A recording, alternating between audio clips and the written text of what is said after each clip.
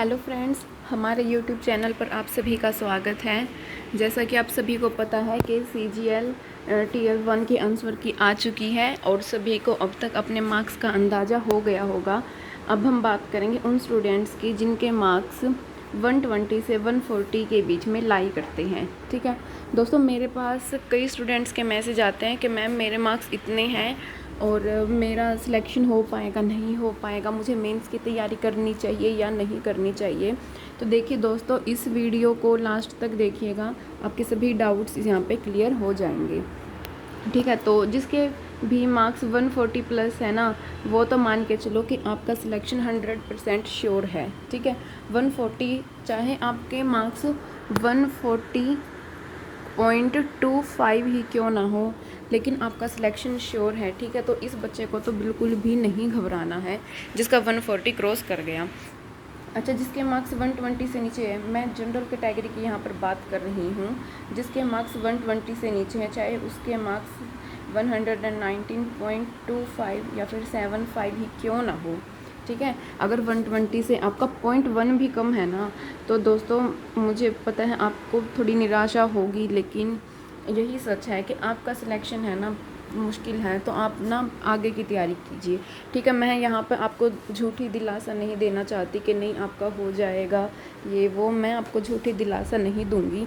जिसके भी मार्क्स 120 से कम है तो वो प्लीज़ आप किसी और एग्ज़ाम की तैयारी कर लीजिए, या फिर 2025 में जो CGL होगा उसकी तैयारी कीजिए, या रेलवे की तैयारी कर लीजिए।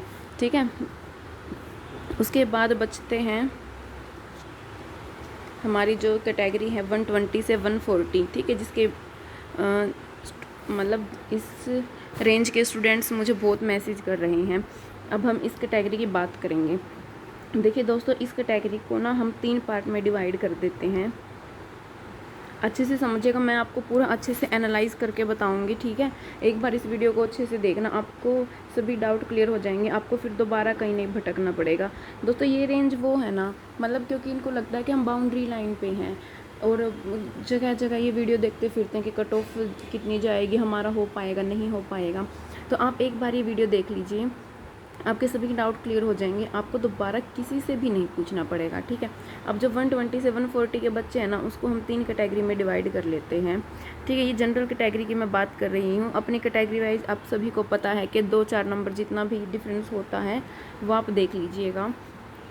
और या फिर अगर किसी को कोई और कैटेगरी का है उससे उसको कुछ पूछना है ना, तो आप कमेंट सेक्शन में बता दीजिएगा। मैं यहाँ जनरल की बात कर रही हूँ। इसको हम क्या करेंगे, 3 रेंज में डिवाइड करेंगे इसको। एक वो स्टूडेंट है जिनके मार्क्स 120 से 125 के बीच में है। ठीक है, दूसरी रेंज क्या हो जाएगी हमारी, जिसके 126 से 132 के बीच में है।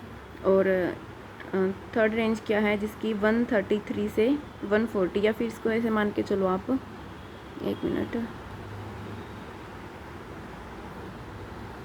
ये 130 कर लो। ठीक है, यहाँ 131 हो जाएगा। तो ये 3 रेंज हमने डिवाइड कर दी हैं। तो सबसे पहले अगर हम बात करते हैं थर्ड रेंज की, देखिए जो थर्ड रेंज में लाई करते हैं, जिसके मार्क्स 131 से 140 के बीच में हैं, उनका सिलेक्शन पक्का है। ठीक है, उसका सिलेक्शन 100% श्योर है।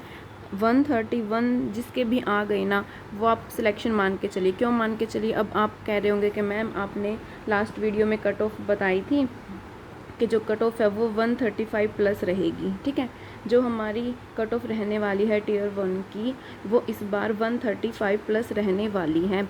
ठीक है, तो अब बोलोगे कि 131 आ गए तो हमारी कट ऑफ कैसे क्लियर हो जाएगी। देखिए क्यों क्लियर होगी, क्योंकि सबको पता है कि SSC क्या करता है, नॉर्मलाइजेशन करता है। ठीक है, नॉर्मलाइजेशन करता है, तो नॉर्मलाइजेशन में आप मान के चलिए कि कम से कम जो इजी शिफ्ट है ना, उसमें भी कम से कम 3-4 मार्क्स तो आपके बढ़ेंगे ही बढ़ेंगे। ठीक है, अब ये देखिए, अब जिसकी इजी शिफ्ट है, क्या उसके 131 ही होंगे, उसके 132, 3, 4 ऐसे कुछ तो मिलेंगे। ठीक है, और 3-4 ग्रेस मार्क्स मिल गए इसको नॉर्मलाइजेशन में। तो इसका मतलब क्या हो जाएगा, जिसके भी 130, एक मिनट, हाँ, जिसके भी 131 प्लस है ना, वो मान के चलो कि आपका 100% सिलेक्शन हो जाएगा। ठीक है, क्यों होगा मैंने बता दिया, नॉर्मलाइजेशन में आपके मार्क्स बढ़ेंगे ही बढ़ेंगे। 3-4 तो स्टार्टिंग है, उसके बाद मतलब थोड़ा जैसे डिफ़िकल्टी लेवल बढ़ता जाएगा तो आपके नॉर्मलाइजेशन मार्क्स भी बढ़ते जाएंगे, तो आप 135 प्लस कर जाओगे। ठीक है, तो उसका तो मैं मान के चलती हूँ कि इनका तो सिलेक्शन कंफर्म है। ठीक है, तो इस कैटेगरी को हम हटा देते हैं। जिसके भी मार्क्स 131 से 140 के बीच में लाई कर रहे हैं ना, तो आप मेंस की तैयारी शुरू कर दीजिए अपनी। ठीक है, मेंस की तैयारी शुरू कर दीजिए। क्यों कर दीजिए? क्योंकि मान लो आप वेट करोगे रिज़ल्ट आने तक का, और रिज़ल्ट आने में टाइम लगेगा, शायद नवंबर के आसपास रिज़ल्ट आने वाला है, तो अक्टूबर और नवंबर आप अपना 1 से 1.5 महीना ख़राब कर दोगे रिज़ल्ट के वेट में। ठीक है, 1 महीना तो कम से कम आप रिज़ल्ट के वेट में ख़राब कर दोगे। तो अगर आप अभी से तैयारी स्टार्ट करते हैं ना, और वो जब तक एग्ज़ाम होगा तब तक आपकी तैयारी अच्छे से हो जाएगी। तो इधर उधर भटकना बंद कर दीजिए, ये वाले मेंस पे फोकस कीजिए अपना। अब हम बात करते हैं जिनके मार्क्स है 120 से 125 के बीच में। ठीक है, देखिए दोस्तों, जिनके मार्क्स 120 से 125 के बीच में है ना, इन स्टूडेंट्स को मैं मतलब आप निराश मत होना, लेकिन इनके चांसेस बहुत कम हैं। ठीक है, 120 से 125 के बीच में है जो उनके चांसेस बहुत ही ज़्यादा कम है। मान के चलो आप 1% चांस है बस इनके। आपको क्या करना है, आप CGL पे अब फोकस मत कीजिए, मतलब 2024 वाले पे। अगर आपने रेलवे का एग्ज़ाम भर रखा है तो आप रेलवे की तैयारी कर दीजिए। ठीक है, रेलवे की तैयारी कर दीजिए, क्योंकि जो ये मार्क्स है 120 से 125, सबको पता है अब की बार एग्ज़ाम देने वाले बच्चे बहुत ज़्यादा थे, वैकेंसी ज़्यादा थी मुझे पता है, लेकिन बच्चे भी बहुत ज़्यादा थे, कंपटीशन भी बहुत ज़्यादा है। तो 120 से 125 वाले प्लीज़ आप किसी और एग्ज़ाम की तैयारी कर दीजिए, और हताश होने की ज़रूरत नहीं है, डिस्करेज आपको नहीं होना है। आपको अगले साल जो CGL का होगा उसकी तैयारी कर लीजिए, या MTS का फॉर्म भर रखा हो, रेलवे के भर रखे हो, आप उन पे फोकस कीजिए। ठीक है, अच्छा, उसके बाद अब बच गए हमारे ये जो खतरे वाली घंटी है जिसको बोलते हैं ना, ये वाली है हमारी बाउंड्री लाइन पे।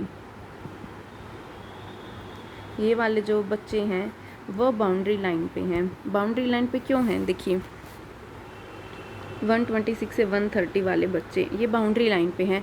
इसमें अगर आपकी इजी शिफ्ट है, आप सभी को अभी तक तो पता चल गया होगा कि आपकी शिफ्ट इजी है या नहीं है। जो रैंक मित्रा है, ठीक है, रैंक मित्रा या फिर रैंक IQ नाम से है जो साइट, उन पे पता चल गया कि शिफ्ट वाइज कौन सी डिफ़िकल्ट है, कौन सी इजी है। जिसने नहीं देखा है ना, एक बार आप वहाँ जाके चेक कीजिए, आप देखिए कि आपकी जो रैंक है वो कहाँ पर लाई कर रही है। जिसने नहीं देखा ना, एक बार आप प्लीज़ वहाँ जाके चेक कीजिएगा रैंक मित्रा पे या फिर रैंक IQ पे। वहाँ आपके मार्क्स भी बता देंगे वो, और साथ में बताएंगे कि रैंक कितनी है, आपसे ऊपर स्टूडेंट्स कितने हैं। ठीक है, वो आप देखिएगा। तो अगर आपकी इजी थी ना, फिर तो आपका सिलेक्शन होना मुश्किल है। ठीक है, 126 से 130 की बात कर रही हूँ मैं। अगर इजी क्यों कह रही हूँ मैं, क्योंकि इजी शिफ्ट थी मान लो आपकी, तो आपके 3 से 4 मार्क्स बढ़ जाएंगे। अगर 3 से 4 बढ़ रहे हैं, मान लो 130 भी हैं आपके, और 4 मार्क्स यहाँ पर बढ़ गए, 134 हुए ये तो, लेकिन आप 135 तो क्रॉस नहीं कर पाए ना। अगर ये क्रॉस नहीं हुआ तो कट ऑफ क्लियर नहीं हो पाएगी। इसलिए 126 से 130 वाले पहले आप यहाँ पे रैंक IQ पे जाके चेक कीजिए कि आपकी शिफ्ट है जो वो किस में लाई कर रही है। ठीक है, इजी शिफ्ट थी या फिर डिफ़िकल्ट शिफ्ट थी, वो आप देखिएगा पहले। अब उसके बाद अगर हम बात करते हैं जिनकी शिफ्ट मॉडरेट थी, देखो दोस्तों, मैं आपको यहाँ पे बहुत अच्छे से एनालाइज करा रही हूँ, बिल्कुल बारीकी से। ठीक है, ये एनालिसिस आपको किसी भी यूट्यूब चैनल पर नहीं मिलेगा इतनी बारीकी से। अब हम बात करते हैं जिनकी मॉडरेट शिफ्ट थी। देखिए दोस्तों, अगर आपकी मॉडरेट शिफ्ट थी तो आपके 7-8 नंबर तक बढ़ जाएंगे। ठीक है, 7-8 मार्क्स है जो आपके वो बढ़ जाएंगे, तो आपके चांसेस हो सकते हैं इसमें क्लियर होने के। ठीक है, इसमें आपके 90% चांसेस हैं। अगर आपकी मॉडरेट शिफ्ट थी, 7-8 मार्क्स आपके बढ़ जाएंगे नॉर्मलाइजेशन में, तो आप मान के चलिए आपके 90% चांसेस हैं क्लियर होने के। तो आपको क्या करना है, क्योंकि मुझे पता है डाउट रहेगा, क्योंकि ये बाउंड्री लाइन आ गई है अब। ठीक है, ये बाउंड्री लाइन है ये वाली मॉडरेट लेवल वाली। तो आपको क्या करना है दोस्तों, अगर आपने किसी और एग्ज़ाम की तैयारी करी हो, जैसे आपने रेलवे का फॉर्म भर रखा है, SSC MTS का फॉर्म भर रखा है, तो जो आपकी जो कॉमन पोर्शन है, जैसे GA हो गया, मैथ्स हो गया, ठीक है, और रेलवे में तो इंग्लिश नहीं आती, लेकिन MTS में इंग्लिश आती है मुझे पता है, तो इंग्लिश हो गया और रीजनिंग हो गया। ये आपके सब्जेक्ट है मान लो। तो जीए, मैथ और रीजनिंग, ये तीनों जो सब्जेक्ट हैं ना, ये हर एग्ज़ाम में आते हैं। तो आपको क्या करना है, इन तीनों की तो बिल्कुल अच्छे से तैयारी कर देनी है आज से ही शुरू। ये मत सोचना कि मेरे मार्क्स इसमें हैं, मेरा होगा या नहीं होगा, नहीं, आपको इन तीनों सब्जेक्ट की अच्छे से तैयारी करनी है। क्यों करनी है, मान लो आपका टियर 1 क्लियर हो जाता है, फिर तो आपके लिए सही है, ये काम आ जाएंगे। और फिर आपको लास्ट टाइम पे क्या करना है, सिर्फ 1 मंथ के लिए फिर इंग्लिश पे आपको ज़्यादा फोकस करना है। मान लो आप इंग्लिश को है ना, फिर 3 घंटे दे देना 1 महीने में, ठीक है। तो फिर तो आपको इंग्लिश पे फोकस करना है। लेकिन मान लो अगर आपका टियर 1 क्वालिफाई नहीं होता, तो आप रेलवे की जो ये 3 सब्जेक्ट हैं, आपके रेलवे में भी तो आते हैं, तो आपके रेलवे में काम आ जाएंगे। या फिर एसएससी एमटीएस दे रहे हो तो एमटीएस में काम आ जाएंगे। अगले साल भरोगे सीजीएल का तो उसमें काम आ जाएंगे, ठीक है। लेकिन आपको ये 3 सब्जेक्ट तो करने हैं, आपको ये 3 सब्जेक्ट नहीं छोड़ने हैं अभी, ठीक है। ये मत सोचना कि मेरे इसमें लाइक कर रहे हैं, मैं रिजल्ट का वेट करूँगा, नहीं। मान लो आप रिजल्ट आ जाता है और आपका एग्ज़ाम क्वालिफाई हो जाता है टियर 1, तो फिर आपको बहुत अफसोस होगा कि मैंने तैयारी क्यों नहीं की तब, ठीक है। तो अब जिनकी मान लो डिफ़िकल्ट शिफ्ट थी, जिनकी शिफ्ट डिफ़िकल्ट थी और जिनके मार्क्स इस रेंज में लाई कर रहे हैं, तो उनका भी सिलेक्शन कंफर्म है, ठीक है।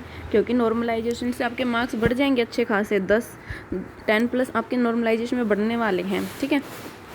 तो अगर डिफ़िकल्ट शिफ्ट थी तो भी आपका सिलेक्शन कंफर्म है, तो आपको अभी मेंस की तैयारी शुरू कर देनी चाहिए, ठीक है। मेंस की तैयारी शुरू कर दीजिए। और अगर आप मेंस की तैयारी शुरू करने जा रहे हैं तो सबसे पहले काम आपका यही है, आपको एक मॉक टेस्ट देना है, सिर्फ एक मॉक टेस्ट दीजिए पहले, फुल लेंथ प्रीवियस आया है जो, ठीक है। प्रीवियस मेंस का जो PYQ आया था वो मॉक टेस्ट दीजिए अब टेक्स्ट बुक से। वहाँ पे आपको ये पता चल जाएगा कि आप कहाँ पर लाई कर रहे हैं, और उसको अच्छे से एनालाइज़ करना। आपको देखना है कि मेरी कहाँ मिस्टेक है, कहाँ मैं गलती कर रहा हूँ, ठीक है, कहाँ मैं वीक हूँ।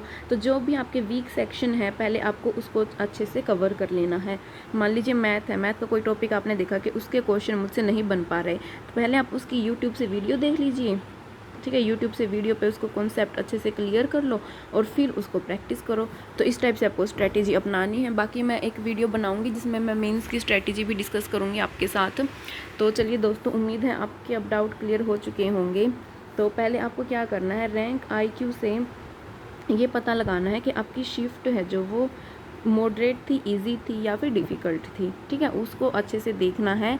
और तब आप देखना कि, क्योंकि मुझे पता है बाउंड्री लाइन वाले एक ही रेंज है वो 125 से 130 की, और इस रेंज वाले बच्चे बहुत कंफ्यूज हैं। तो आप पहले ये देखिएगा और फिर देखना कि आपके मार्क्स हैं जो वो किस रेंज में लाई कर रहे हैं, ठीक है। चलिए दोस्तों, अगर आपको हमारी वीडियो अच्छी लगी है तो प्लीज़ चैनल को सब्सक्राइब करना और ज़्यादा से ज़्यादा शेयर करना, ठीक है। अगर कोई भी आपको अपडेट चाहिए, मेंस की स्ट्रेटजी चाहिए हो, तो आप प्लीज़ चैनल को सब्सक्राइब कर लीजिएगा और बेल आइकन दबा दीजिएगा।